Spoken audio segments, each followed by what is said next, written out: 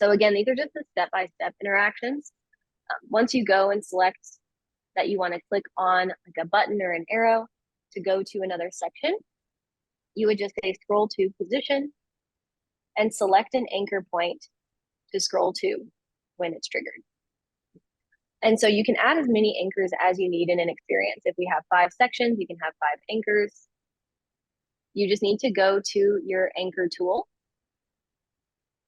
in your toolbar, and then you'll be able to add anchors on the canvas there. So this is just a GIF showing how we can do that.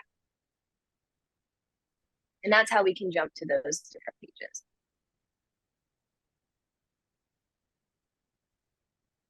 Right, I think I've answered most of the questions in the chat so far. There was one question about anchors, if the anchor locks to the center of where you're setting it, or if it just goes to the top or bottom. So what it does, it's going to jump to the top of that anchor point. So it would send us to view, like that would be the top of our page at the top of that anchor when we jump to it.